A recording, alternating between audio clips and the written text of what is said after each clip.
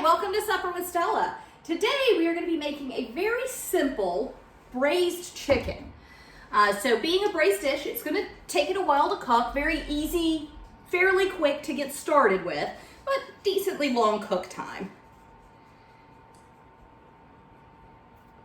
So I've just got, and I'm making a really small batch of this today. I usually do about twice the amount, but I'm just doing 3 chicken leg quarters, bone in, skin on, and I've got olive oil, and I've actually got a little bit of bacon fat in the bottom of my pan. So I just want to get these seared up, and then I will start chopping up my vegetables. And the vegetables for this, very simple. It's onion, celery, carrot, and some garlic. So really super, really inexpensive.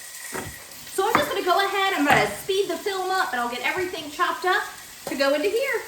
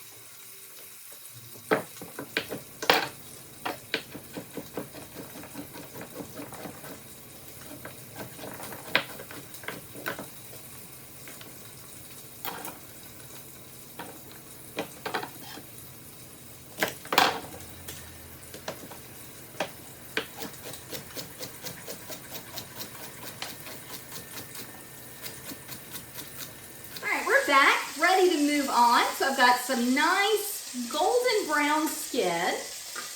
You kind of, I don't know how well you can see that. So some good golden brown skin on my chicken thighs. And a lot of times I make chicken that I'll be shredding. So it doesn't really matter if the skin is that crisp. It's more about rendering fat, but we will be eating this skin. So I do want them to have a nice, I do want that skin to have a good color on it. So just right into the pot, I'm going to get all my vegetables. And as I said earlier, it's onion, carrot, celery, and garlic. And I'm going to put all of it, except the garlic, in together and just let those soften, start to get, I do want to see, not a ton, but I do want to see a little color forming on these vegetables. So get them tossed in the oil. Give it a few minutes. Might have to add oil. Might not. Get them salted and peppered and just let them cook down. All right, so we're back, and all of my vegetables have released their water. They have cooked down a good bit. They're all getting some nice brown color on them, not fully caramelized. I do want to go ahead. I kind of forgot about my garlic, so I want to get my garlic in there and just let it get a little color on it. Garlic cooks super quick, so my garlic is browning. Want to get a little butter in, and this is just going to give some very nice richness to the, like I said, this is a really simple dish, and it uses really, really simple ingredients. But you want to make sure, even though it's simple, that you're still adding in a lot of flavor. So going to use some flour. You, of course, could use Wonder here. I usually use Wonder, but I am going to use a fair amount. No, I'm not, but I'm going to use a little more than 2 tablespoons. I also am going to add just a smidgen of an herb I really only use at Thanksgiving, which is poultry seasoning. I just kind of forget about it. I think I used it in a sheet pan meal recently.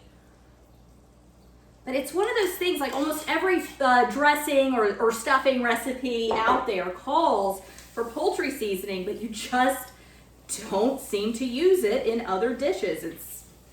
So I like to use it when I can. So I just want to give that a little stir, let that flour cook off for just a couple of minutes just so it doesn't taste raw, and then we'll move on to the next step.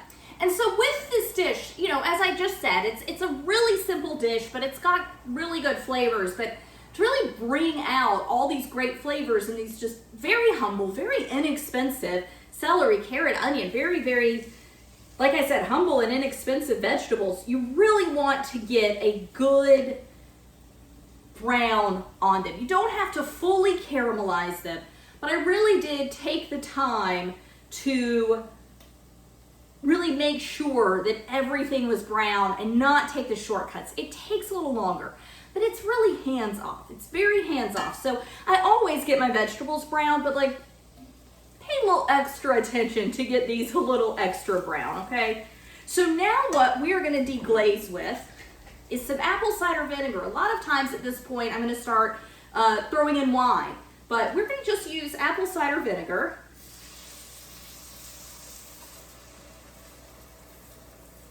You could use lemon juice. You actually could like have a lemon and cook it with your vegetables too. And that gives it a really nice, like just cut it in half and stick it cut side down and just let it brown up with your vegetables. You always want it to have good surface contact. Take the seeds out. But that will give it a really nice acid flavor. You could use wine. You could use red wine. You could use white wine. I'm actually gonna use a little more acid here.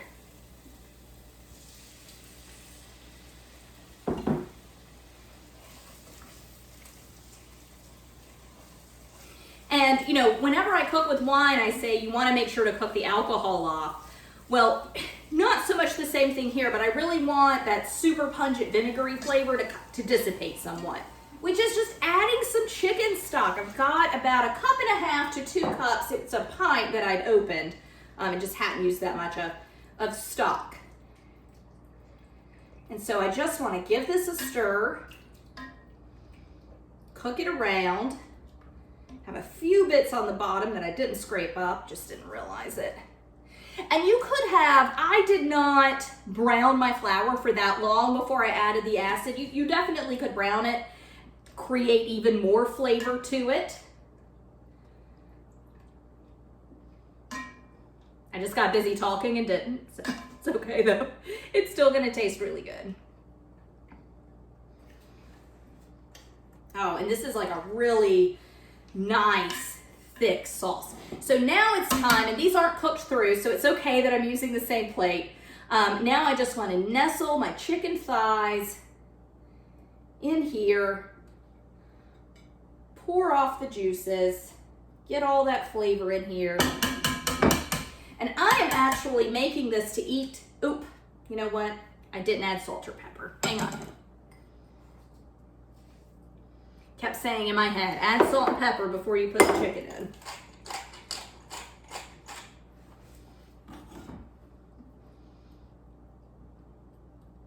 Now, I try to keep these pieces of chicken submerged, but this is a decent amount of liquid, so some of them are gonna, you know, one might get submerged. Right now, 1 is good and 2 are like half submerged. It's all right. I do want crispy skin, but it's just not always possible.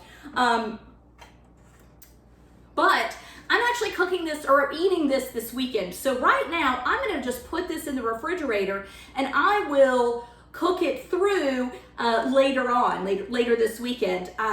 But if we were eating it tonight, I could just go ahead, put it on the stove, cook it through, and you can do this 2 things. You can cook it on the stove, or you could stick this in the oven. That would be fine too, to stick this in the oven right now and just cook it through that way. So when you're braising, kind of either way, you can do stovetop and you can do in the oven. It's really your call, whatever's more convenient for you. So like I said, I'm eating it this weekend, so I'm gonna stick it in the fridge and we'll just cook it off later. Serve it with maybe some mashed potatoes or roast potatoes, ton of sauce, maybe even just rice. It's a really good sauce, so it's whatever is gonna go great with sauce. But that's it. That is just a really simple rustic braised chicken. Thanks so much for joining me. Bye.